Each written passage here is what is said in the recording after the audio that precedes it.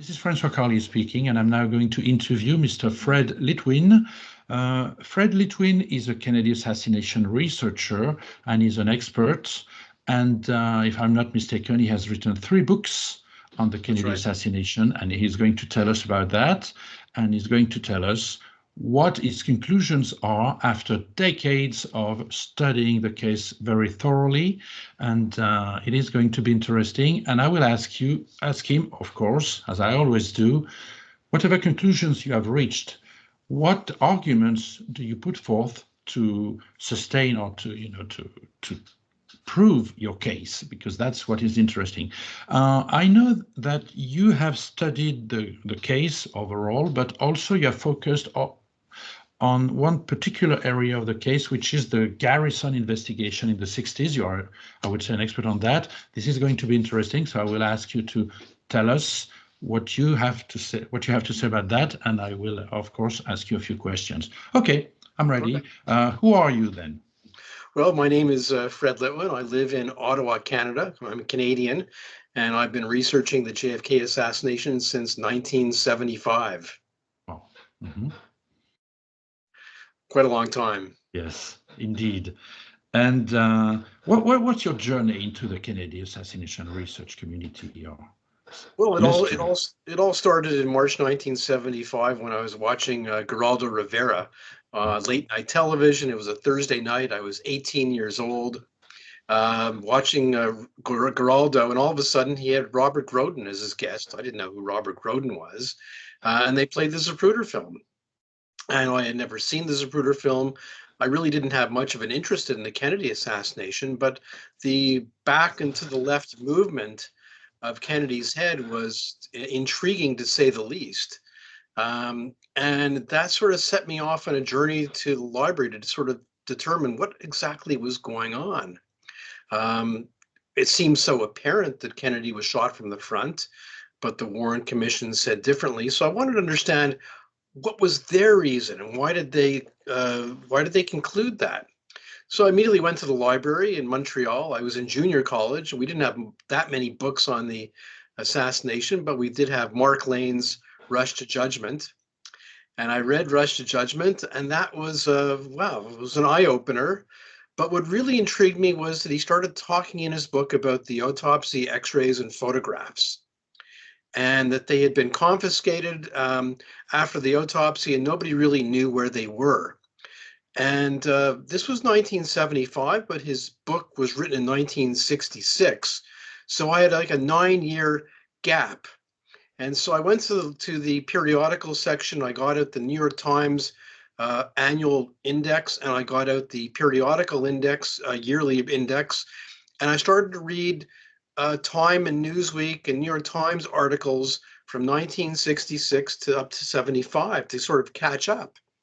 And I found out that, in fact, the autopsy, x-rays, and photographs had been found, and that they had been examined in 1972 by Dr. John Latimer and Dr. Cyril Wecht. So I went to another index, and I found their addresses, and I wrote Dr. Latimer and Dr. Wecht letters, and they both sent me back a thick package of their articles. And lo and behold, they both agreed on one point, that JFK was shot from behind.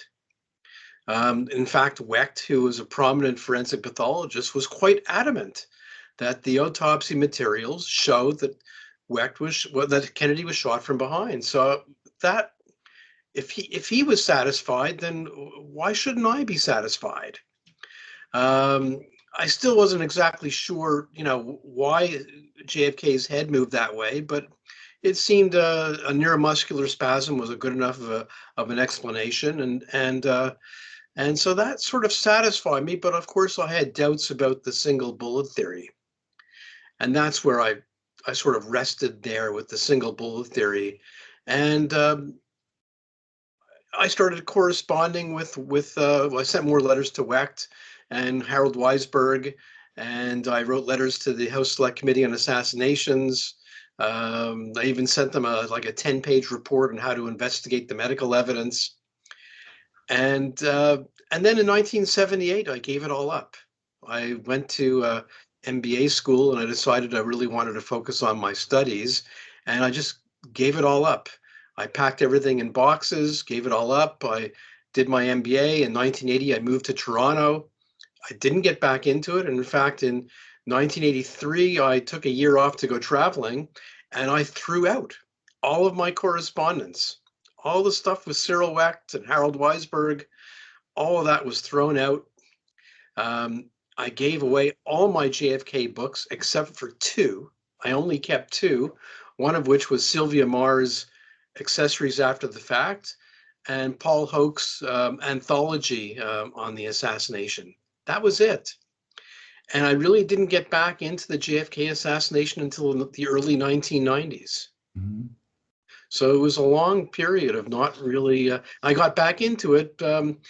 It's a very strange story. I was living in England, and I was visiting a friend in Holland, and we walked into a bookstore that sold cheap books, and there was a remaindered copy of Harrison Livingston's High Treason 2 for like $3 or something. So I bought it.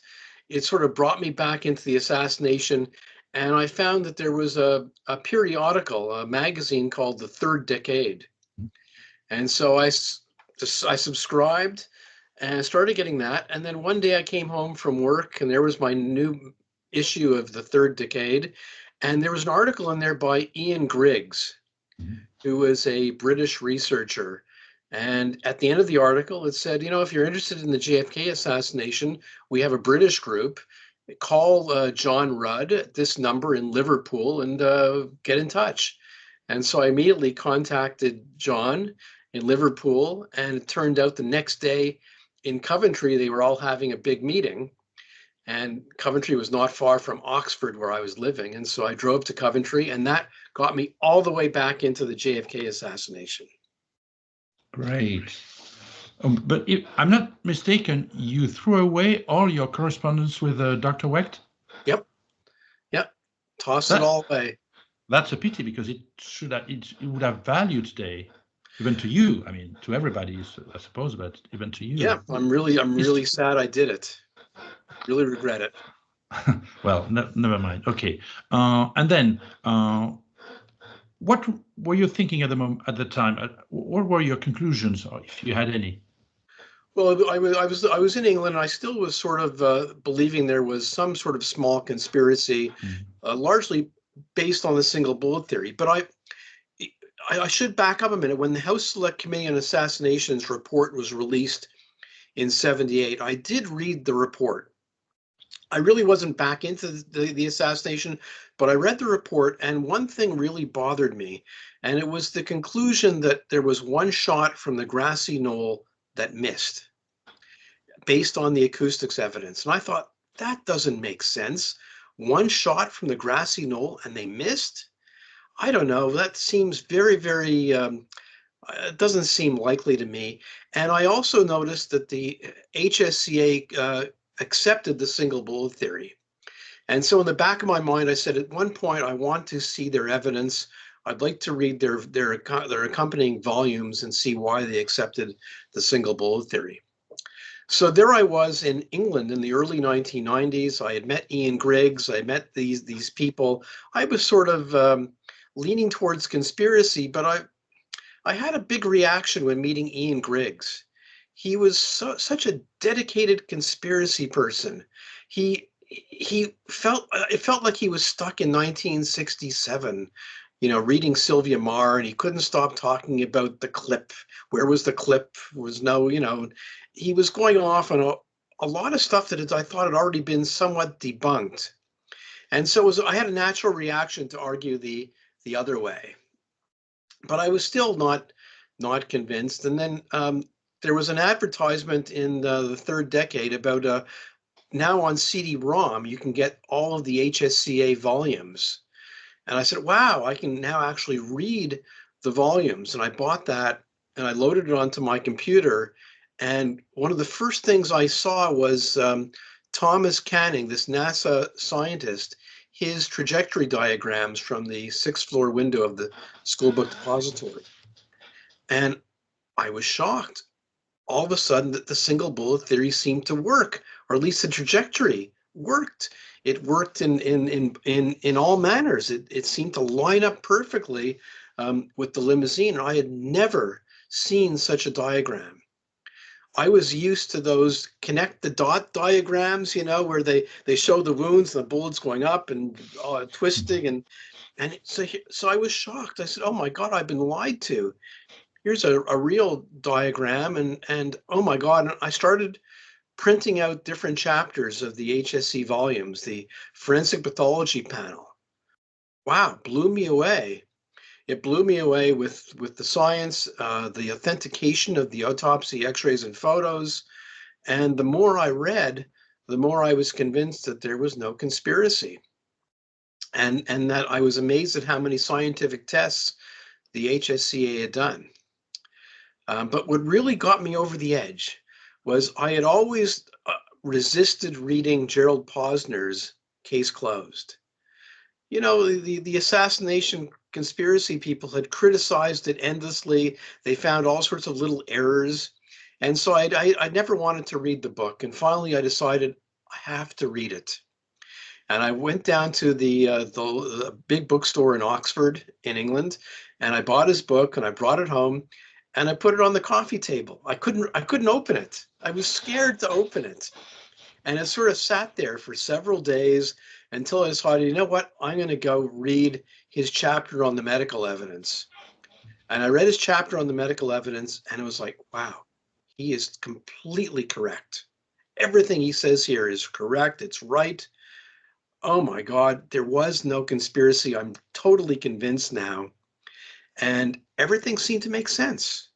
Everything fit Oswald, his marksmanship, the trajectories, the condition of Commission Exhibit 399, all of it sort of fit coherently into a narrative that made sense.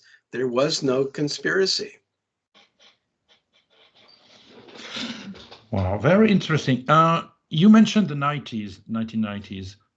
Oh, of course, we'll have ample time to talk about that later on, but in the 1990s, in the history of JFK assassination research, should I say, there was a landmark, a movie that was released in 1991, JFK by Oliver Stone. Did you watch it at the time? Yes, I did. I watched it at the time, and I had sort of two reactions to it. I mean, first, it was cinematographically beautiful. It was amazing, terrific actors and everything I had dreamed of, the autopsy, Jack Ruby, Oswald, it was all on the screen for me to see, and it was really quite amazing. But I was horrified that Oliver Stone used the story of Jim Garrison as the vehicle to tell his conspiracy stories. And I had already read, in fact, early on, I had read James Kirkwood's book, American Grotesque. And so I knew that Garrison was a charlatan, that he was awful, and that he had come up with nothing, and that Clay Shaw was completely innocent. And so I was horrified that once again, this innocent gay man who had been victimized by Jim Garrison was now victimized a second time by Oliver Stone. Okay. All right. At the time, did you start writing articles? Well, I wrote one very, very important piece while I was in England, and that was A Conspiracy Too Big. And that was based upon all the research I had done into the HSCA volumes. And I was horrified by the fact that assassination researchers were building larger and larger conspiracies. You had tampering of photographs, tampering of the Zapruder film. Every film had been tampered with. Evidence had been planted, evidence that was faked, evidence was forged. And it just pointed to a conspiracy that was way too big, way too large, and it just didn't make any sense. And so I decided to write this paper. And I wrote it, and it was published in England in the Dallas 63 magazine that they had. And there was ferocious reaction. People were horrified, very, very angry, trying to find any little error I might have made. In fact, I I made one small error, which really didn't affect things, but I made one small error. But that got a lot of reaction, and ultimately, when I came back to North America, John McAdams was nice enough to put that on his website, and that article has garnered a lot of attention, and a lot of people have been horrified by what I wrote. But it's not a bad article. Well, I'll tell you something about your article. You wrote that article, and there was a guy in Lille, in France, whose name is François Carlier, if I recall correctly, who read it. And it had a profound effect on me. Actually, it was the start of my turning around, your article, because at the time I was reading books on critical thinking, and I boasted I was good at critical thinking, weighing evidence, separating facts from fiction and everything. At the time, I was saying there was a conspiracy because I was influenced by David Lifton, Robert Groden, and all those researchers, or at least book authors. And when I started, that was before Case Closed by Gerald Posner. That was before I read that. I read your article, and I didn't like it because I couldn't find any flow in it. You see?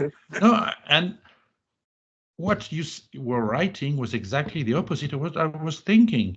But you seem to be right, and I had no argument against you. It opened my eyes, and I want to thank you for that, because you had an impact on my own journey into the, researching the truth. And I wanted to say that, really. Well, thank you, Francois. It's nice to hear. I know you mentioned it in your book. I bought your latest book, which is just terrific, and so I know it's mentioned in that book. I should tell you, I sent a copy of that article to Paul Hoke after I wrote it, and I really didn't know Paul Hoke, but I respected Paul Hoke as a first-generation researcher who was quite honest, and his Echoes of Conspiracy newsletter was just terrific. Mm-hmm. And in fact, my article quotes three different things from a Paul Hoke speech that he made in Chicago in the early 90s. So I sent him my article, and lo and behold, a couple of weeks later, I got a 3-page letter from Paul criticizing my article. It was three single space pages of critique. You should have said this, shouldn't have said that. You're wrong here. You're right there. It was a pretty nice letter. I think one of his major critiques of my article was that I didn't really say anything about Garrison, because my article was about intellectual dishonesty in the JFK assassination. I left out Garrison, and I guess I left out Garrison because I thought it was so obvious that he was, he was ridiculous. But that was the start of a relationship with Paul Hoke, which was very, very important to a lot of my current work. Okay, and tell us about the rest of your journey into the 2000 and all the following years. Well, once I came back, I lived in England. I moved to Hong Kong in 1997. I was there for the handover. I really wasn't doing much on the JFK assassination, and then I moved to Singapore, and I moved back to Canada in 2000, living here in Ottawa, and that's when I made contact with John McAdams and Paul Hoke, and I got added to some JFK email lists, and that got me back into thinking and reading about the assassination. And of course, I was greatly influenced by Vincent Bugliosi's book Reclaiming History. In around 2014, 2013, I also had at the same time, I had a political conversion. That I really moved from being a left-wing anti-nuclear activist to being sort of a conservative. And I decided that I wanted to write a memoir about my politics and why I had changed politics, largely because of 9/11.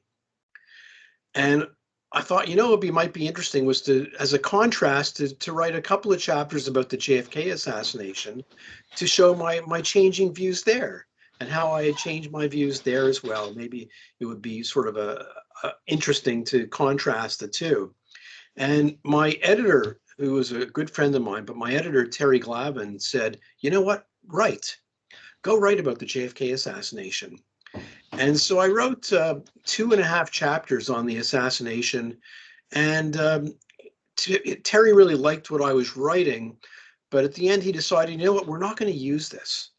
It just doesn't really fit. We're going to really start your book off with 9/11 and talk about that. And we're not, so I had this 2.5 chapters sitting there unused. I published my book, Conservative Confidential, in 2015. And then I decided to write a new book, and I had these chapters. So I went back to these chapters to sort of rewrite them and update them.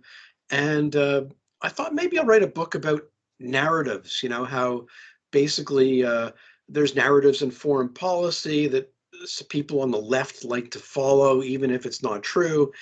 And there's narratives on sexual politics that sort of gay activists follow that might not be true. And I thought I'll have a section on the JFK assassination as well.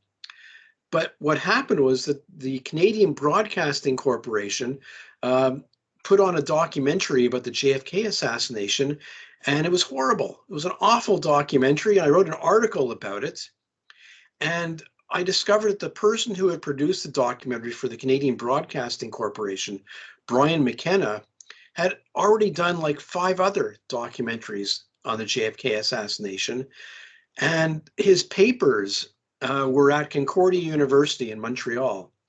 So I decided I'm going to go to Concordia. It's my alma mater. That's where I went to school. I'll examine his papers, and I found a lot of really crazy stuff. And I said, oh my God, I can write a whole chapter about the Canadian Broadcasting Corporation and their obsession with conspiracy. And so that was another chapter that I wrote. And by this time I had around 4 chapters. And I said, you know what? Let me make the whole book about the JFK assassination. It'll be easier to market and talk about. And so that was a very easy decision, but okay, I needed more material. What else should I write? And I decided, you know, my chapter on Garrison and Oliver Stone, I'll split it into 2, one on Garrison and one on Stone. And I decided to add a chapter in on the early critics. And then it all flowed chronologically, and that was the genesis of my book. I was a JFK teenage conspiracy freak, or I was a teenage JFK conspiracy freak. And that got me back into the whole JFK thing. And there was even people talked about you and your book, for example, on the Education Forum. They do that, and that's where I learned about your book, by the way. And that's not the only book that you wrote, by the way, too. Yeah, so so that book came out, and that was a lot of fun, and it was very. There's one critic, one conspiracy critic, James D'Eugenio, and he is a Garrisonite. And one of the things that he does is whenever anybody writes about Jim Garrison, anybody who's critical of Jim Garrison, he has to respond. And so he wrote a critique of my chapter on Jim Garrison, because John McAdams had put that up on his website. So he didn't have to buy his book. He could read my entire chapter on Jim Garrison. He wrote an article criticizing me. And one of his critiques was that I had not used any of the material from the Assassination Records Review Board, and I had not reviewed Garrison's papers. Of course, I did use some stuff from the AARB, like the grand jury testimony and the Clayshaw trial transcript, but he was right in that I had not reviewed Garrison's papers. And right around the same time, on one of the email lists that I'm on, somebody independently posted, guess what? All of Garrison's papers are online at the National Archives. And I said, wow, okay. And there were about 200 PDF files. And I said, well, I'm going to dig in. And I started going through these PDFs, and I started finding what I call a crazy memo after crazy memo. I mean, there were Garrison memos that were just really ridiculously silly. And so I started collecting all of these memos. And after I had around 30 or 40 crazy memos, I said, wow, Garrison is actually worse than I thought. He was completely off his rocker. He was completely crazy. And maybe there's a book here, because nobody talks about these memos. And they're really, really quite something. at the same time, I remembered that in my research for Teenage Conspiracy Freak, in my work on the original researchers, Sylvia Marr was very, very critical of Jim Garrison. And I decided that, you know what, the Sylvia Marr archives, her papers are at Hood College in Maryland. So I decided, okay, I'm going to go to Hood College in Maryland and go through Sylvia Marr's papers and get everything that she wrote about Jim Garrison. And so I went down there, and it was fascinating. It was housed in this big room with all of Harold Weisberg's papers. There was Hal Verb's papers, Raymond Marcus's papers, and Sylvia Marr's papers. This big room full of filing cabinets. And I had the run of the room. I had a research table, and I went through all of Marr's papers, and I found all these letters she wrote about Garrison, but also unpublished memos that she wrote about the trial, about Garrison. And I thought, wow, this is material nobody has seen, nobody writes about. This is great material for my book. And then I came across an article by Tom Bethell. Tom Bethell was a British guy who was a staffer for Jim Garrison. Okay. And he kept a diary of his time while he worked for Garrison. And he wrote a book. And in his book, he had one chapter on his work for the investigation. And he talked about a couple of memos that Garrison had written, his theory of propinquity. Have you heard of this? The theory of propinquity? No. It's an amazing English word, propinquity. What is propinquity? Well, Garrison had this theory that take Oswald. Oswald lived on the 4900 block of Magazine Street in New Orleans.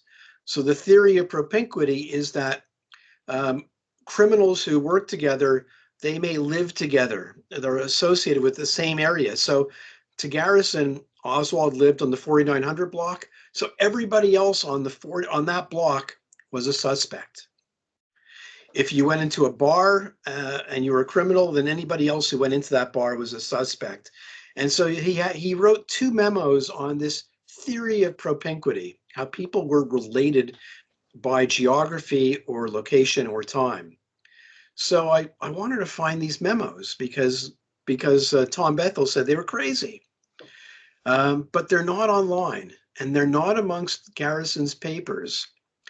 And so I set on a wild goose chase to find these memos. And I started going to archives that had Garrison documents, and I couldn't find them. I was getting very, very frustrated.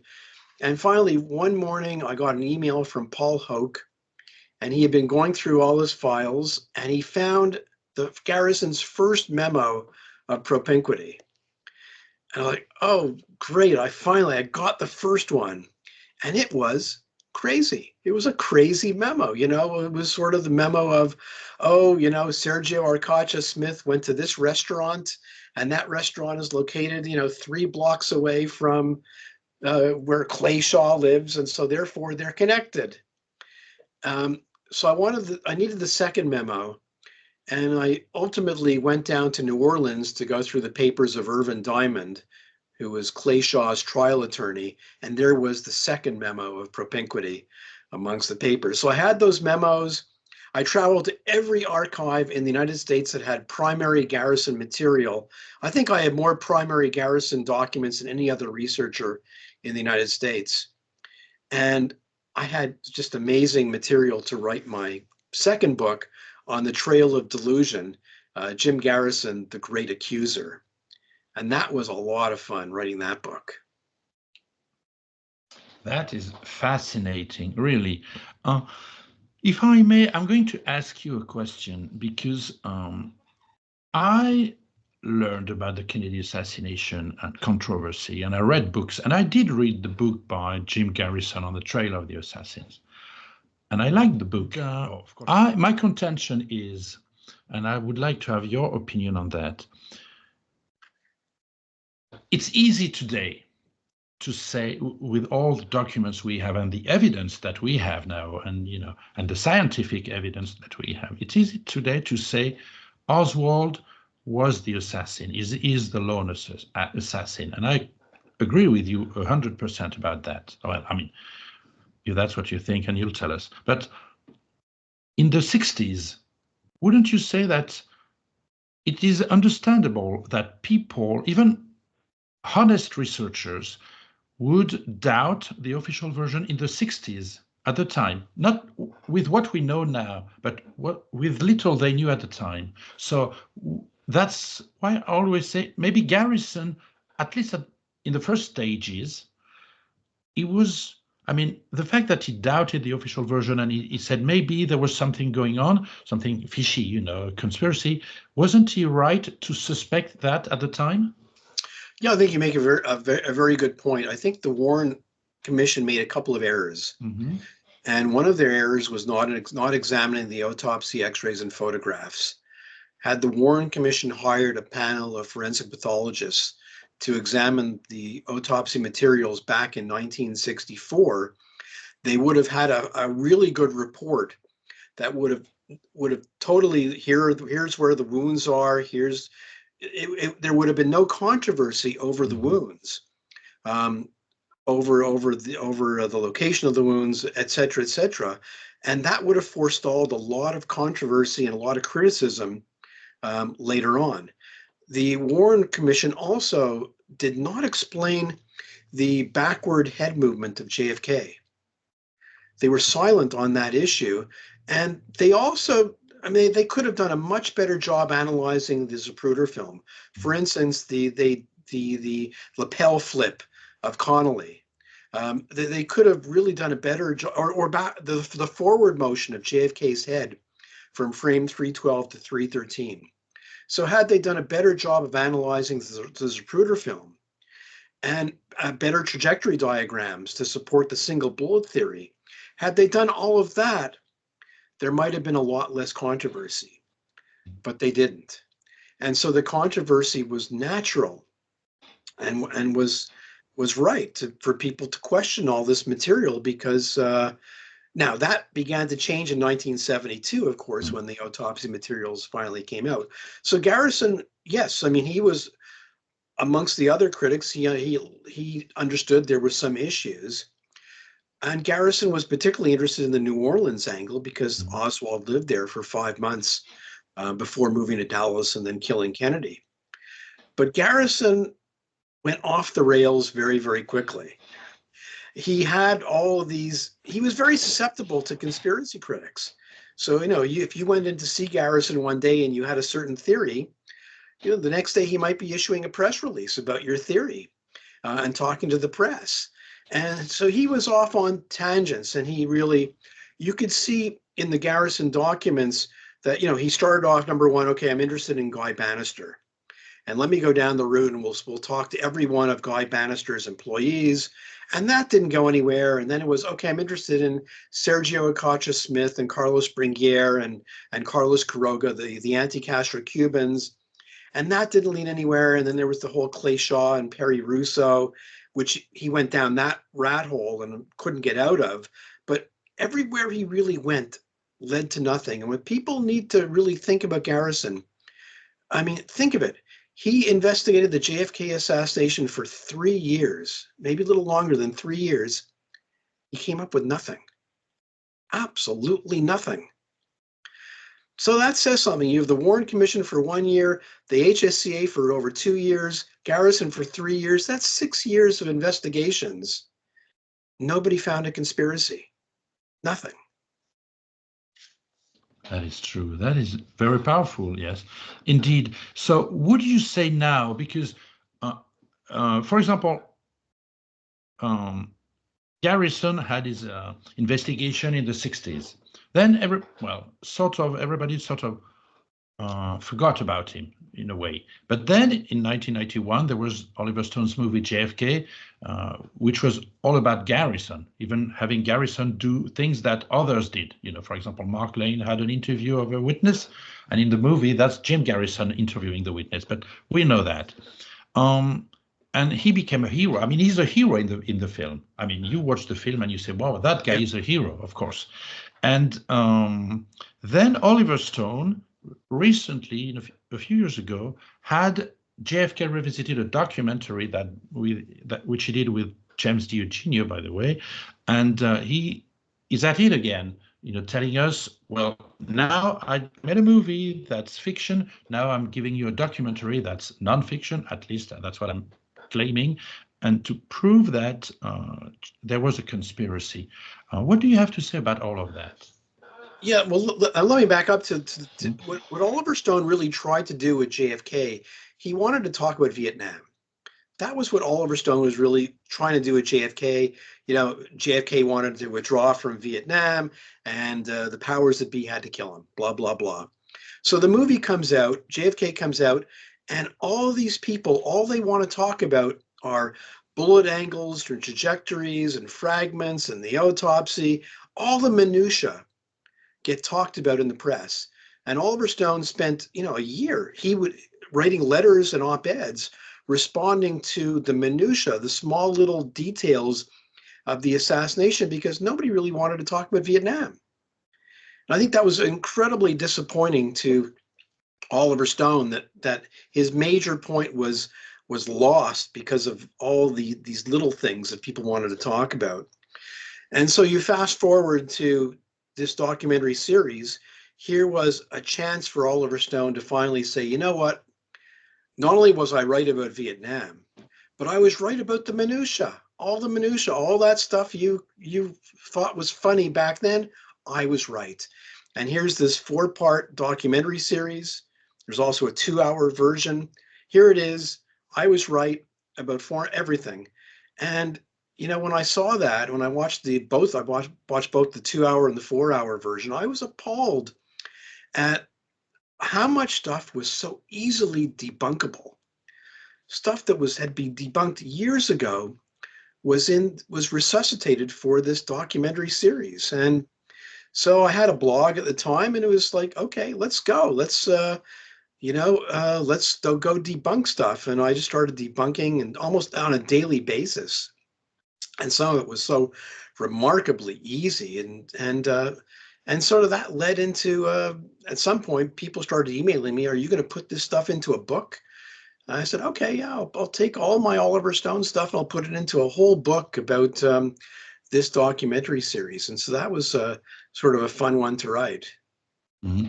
I read all your articles on your blog, and I'll put the link to it in the video, because I enjoyed it a lot, and that's critical thinking at its best. I mean, that's what you're using there, yes, I used it, and it was very eye-opening too. Nevertheless, wouldn't you say that Oliver Stone really believes what he's saying, what he's claiming? Isn't he honest, even if he's mistaken? What would you say? I don't, I guess so. I don't know, because the problem with Oliver Stone is that he's very, very, he doesn't really know this stuff that well. He really relies upon other people to do the research.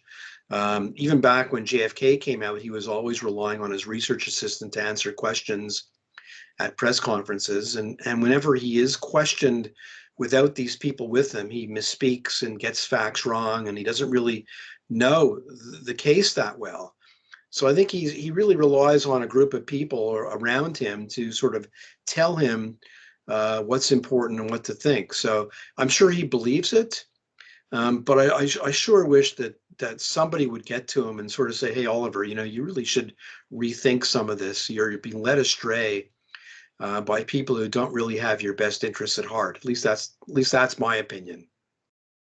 Wow, that's being blunt, but I mean that's very honest, and that is interesting again.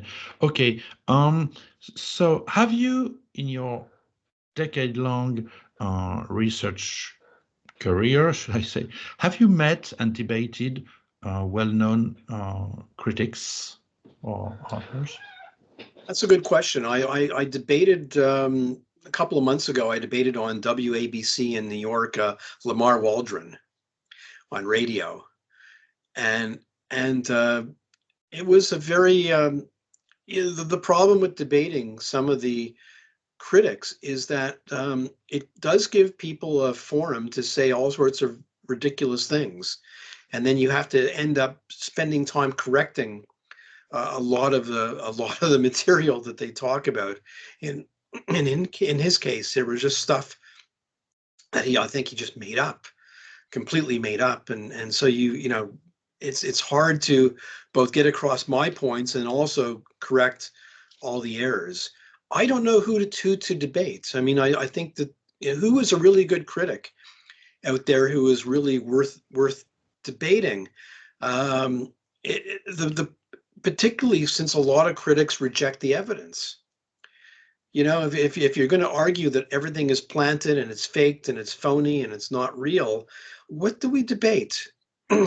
Where is the meeting? At least in the 1960s, people like Sylvia Maher accepted the evidence.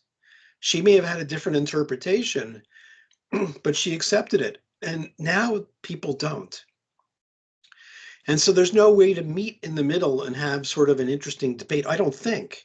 I'd ask you, I mean, who would be a good person to debate? I struggle. I'll answer you. I would really love to watch a debate between you and James D. Eugenio about the Garrison case. I would love to, really. But I think a guy like James D. Eugenio, who's, I would say, an old-fashioned researcher, well, a previous generation, not a new generation. And I would love to have him debate with you. He's very knowledgeable, but I would love to have to see a debate. I think it would be good quality, and it would be very interesting, and we would learn a lot, I think. Well, I don't know whether it's going to happen. I do try to avoid people who I don't believe are polite or nice in the way they debate, and I've documented many of the things that he said about my books, and they're not very, very nice or polite, and so I try to avoid people who I guess aren't civil in the way they talk about the case. But I also don't know whether it would lead to anything. I mean, if you really want to contrast our viewpoints, I mean, my book is out there and his book is out there, and I have published a lot of critique of his material on my blog. And I think that record will stand for itself, and people can read that and make their own determinations. I've published a lot of primary documents to back up my case on almost everything. And in fact, I don't know that many conspiracy people who have published as many primary documents as I have.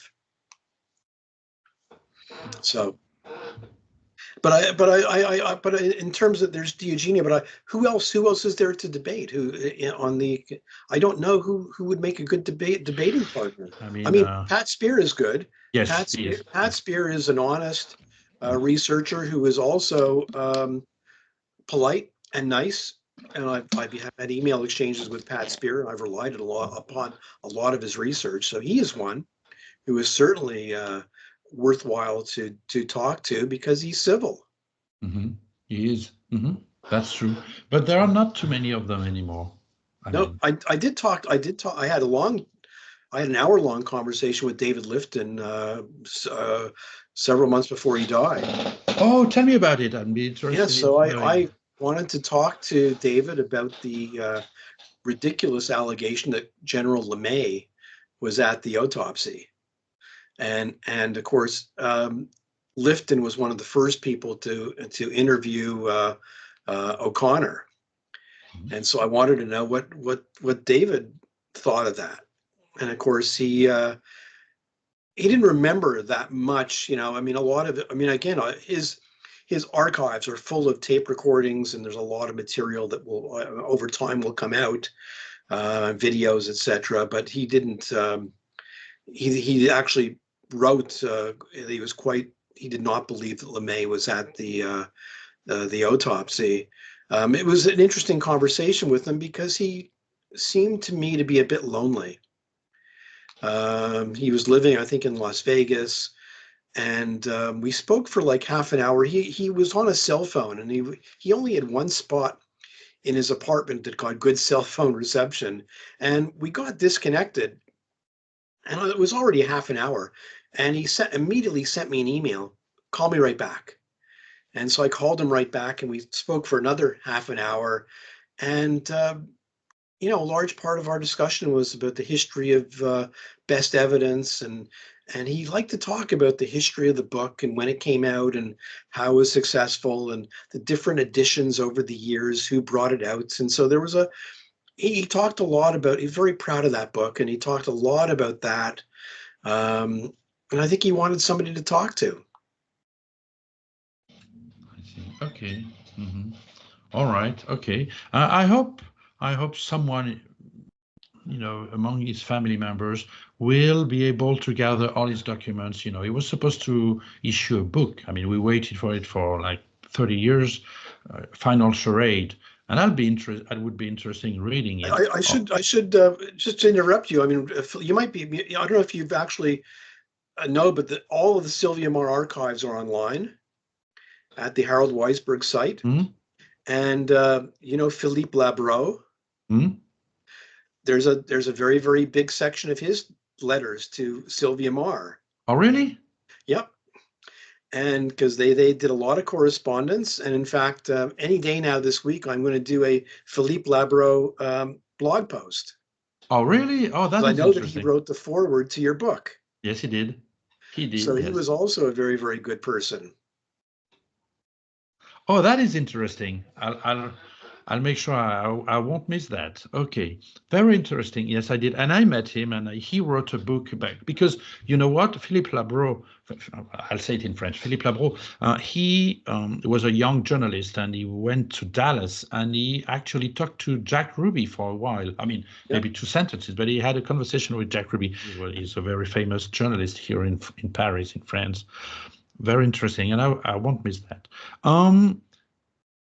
That's 60 years ago. It happened 60 years ago, and people still think about it, talk about it, debate about it. Why is that? It is the ground zero of conspiracy theories. And the beauty of the JFK assassination is it doesn't matter if you're on the right or the left. I mean, it used to be the left. The left loved the JFK assassination because you could use it to talk about the CIA and American foreign policy and the military industrial complex and General LeMay, whatever it is, but the left loved it.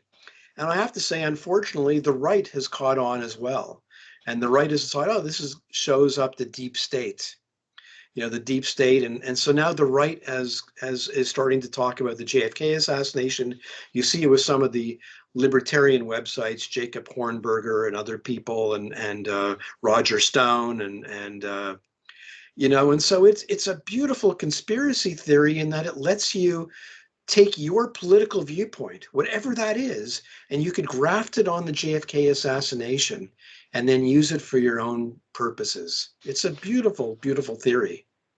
Okay, but in that regard, let me ask you a question. I would love to have your opinion on that. I've researched that case for decades too, and I've talked to almost everybody at some point in France or the United States, anywhere. I would say, if someone asked me, I would say that people are interested in the Kennedy assassination. They're fascinated by it, regardless of their political views. And what would you say?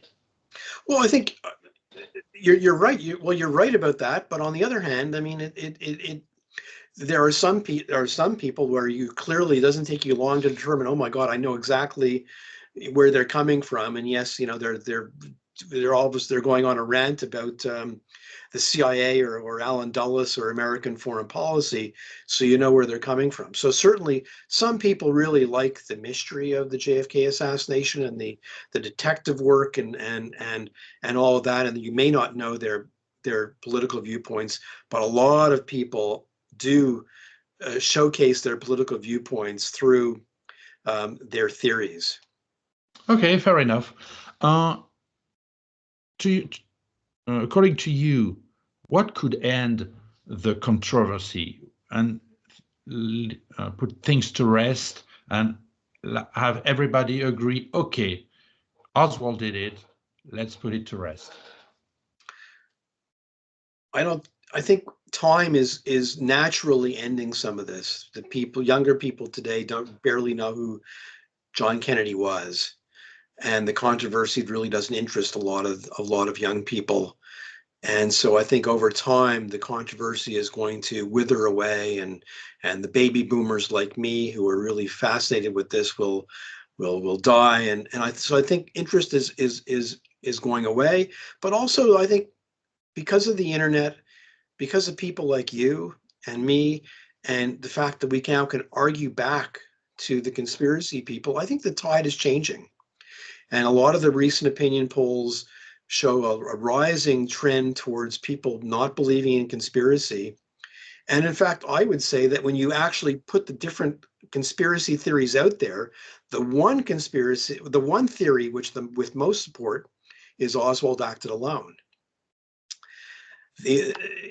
When you separate all the other conspiracy theories, the CIA did it, the mob did it, the Oswald did it has the most support of any theory. And that's just going to continue, and more and more, there's more and more. Look how many books there are now of people supporting Oswald as a lone gunman. I mean, when I started in 1975, there was nothing. Well, David Bellin's book, You Are the Jury, came out in 78 or whatever. So that was like the one book back then. Now, you've got Case Closed and Bugliosi's book and your book and my book, and there's a whole host of books out there, good books. Dale Meyer's book on the Tippit killing. There's some great books out there and debunking all this stuff. And so I think is helping to change the tide on this case. Oh, good. Okay. And okay, that is very interesting. I love listening to you. Now, one question, maybe the most difficult question. I'm sorry. Why did Oswald do it? Yeah, it's a good question, and we'll never know the exact answer because he was killed. Look, he was a very political man. He was a leftist. He was a communist, a Marxist. The big thing for him was Cuba and Fidel Castro. He had a picture of Fidel Castro on his mantelpiece in New Orleans. He was fixated on Fidel Castro. He wanted to get to Cuba. He couldn't go to Cuba. I think Jean Davison hit the nail on the head in her book, Oswald's Game. A terrific book. There's a book that everybody should read. But in September 1963, Oswald was living in New Orleans, and Fidel Castro gave a long speech talking about some of the sabotage directed at Cuba, and he gave a warning. And he said basically American leaders themselves would not be safe if these attacks continued. And that speech was covered by the New Orleans Times-Picayune, the daily newspaper in New Orleans. It's most certainly that Oswald saw that, and he knew about all of the raids and actions against Cuba, and I'm sure he was incensed. Yes, he might have thought that John Kennedy was a nice man and a nice family, but it was American foreign policy that he hated. And he hated what the Americans were doing to his beloved Fidel Castro. And I think with Kennedy coming by the Texas School Book Depository, he could take a blow for the Cuban Revolution. I think it's that simple. It was all politics. Okay, I agree with that. What do you think he wanted to do after that? I mean, what were his plans? What did he have in mind? Did he want to escape somewhere, or no? I don't think he had plans. I think the fact that he left so much money on the table for Marina that morning, and he only had, I think $13 in his pocket, to me indicated he had I think he probably thought he either wouldn't do it because maybe the weather wouldn't be good, he might not have gotten a shot off, or if he did it, he would be killed somewhere and he wouldn't get out alive. And so I don't think he had a plan. I think he was shocked that he got out of the Texas School Book Depository, made his way back home. The taxi cab left him several blocks away. He had to walk back to the rooming house. He got his gun. I think he was walking aimlessly. I think perhaps towards the library, but I don't think he really knew what he wanted to do. I believe so too. I mean, okay, well, very interesting. And okay, this journey of yours into the Kennedy assassination, the books that you have written, the debates that you have had, and the different ideas and theories that you had to think about, and again separating facts from fiction. What all of that has taught you about life or human beings or intellectual things? It's gotten me a little bit depressed because, it's really taught me that going to the primary documents is so important. And I've been to the National Archives 4 times. I'm going to go again in May. I've been to the Library of Congress. I've been to all these archives. And as I get more and more primary documents, what amazes me is that it becomes easier to debunk assassination critics. And that when you read a lot of the books, that they don't tell you the truth about the documents. They don't tell you the truth about what's really in them. And so debunking to me has become my life. I live for debunking all this stuff. It's fun, and to show people how to critically think, how to go back to the primary documents, how to get out of this relying on conspiracy books for all of your information. And so I'm a little depressed because the debates are horrible. When I go onto the education forum, my God, everybody is a suspect, and everybody worked for the CIA, and everybody's involved this monstrous conspiracy has never left us. And so my work is to continually debunk, and it's actually, and it's easy, let alone the fact that what was the biggest debunking agency? The House Select Committee on Assassinations. Because they looked into all this nonsense, they have a ton of debunking material. Unfortunately, it's not all online. You have to go to the archives to get a lot of the HSCA material. It's not on the Mary Farrell site, which is really unfortunate. As you may know, the archives has a project to put everything online. The whole JFK assassination collection is going to be put online. I can't wait till they actually finish that, because a lot more debunking material will be out there, and I'll have a lot more fun. But in the meantime, I'll continue to go to the archives. So what I've learned is people need to do primary research, rely on primary documents, get your heads out of conspiracy books. And once you do, you'll be shocked at what the primary documents tell you. Sorry, good advice. Now, you and I believe or are convinced that Oswald did it alone. There was no conspiracy in the Kennedy assassination, whatever. And that's what you and I agree about or upon. And I suppose, correct me if I'm wrong, you do not think that there was a conspiracy on 9/11? No. Well, there was a conspiracy. Al-Qaeda conspired to bring down the World Trade Center. And in fact, when I tell people there was a conspiracy there, people don't like that when I tell understand what you mean. Okay, but there was not a George Bush conspiracy. Okay. No, not at all. And I suppose you think, or you believe, or you know that man did go on the moon and it was not a fake landing. Okay, but okay, I agree with you on that. But would you say that conspiracy exists sometimes? And there are some. What would you say? Yeah, they do. Well, of course, conspiracies do exist. And that's why I just said Al-Qaeda conspired to bring down 9/11. The Japanese conspired to bomb Pearl Harbor. So there's lots of, the Nazis conspired to conduct the Holocaust. There's a lot of conspiracies that do happen. And again, go back to the primary documents and you'll be able to document exactly what happened. What you are saying is bright and very reasonable too. And any advice? Well, you told people to go to the primary sources, of course, and that's where they can find but sometimes it's time consuming. Any advice or any book apart from yours, any book that you would advise people to read?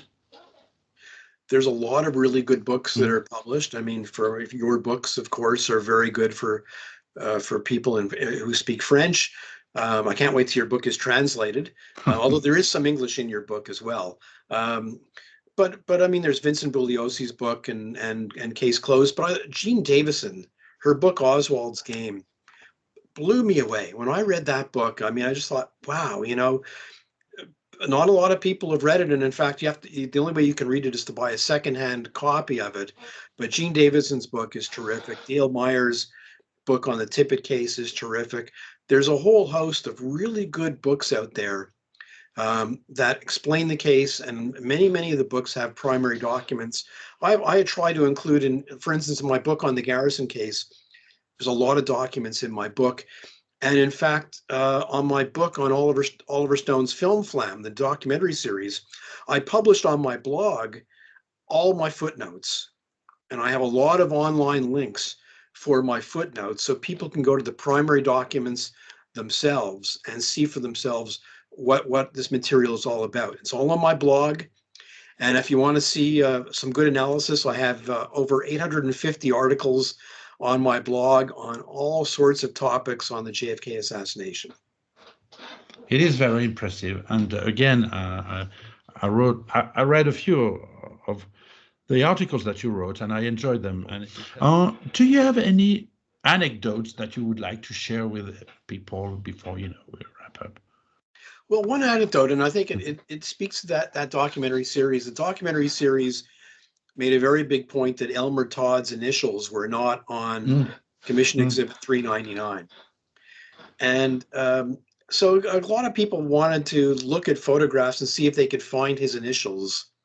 And I'll tell you the story here. So my friend Steve Rowe, who's a very, very good researcher, sent a couple of us an email, saying, I think I found the initials.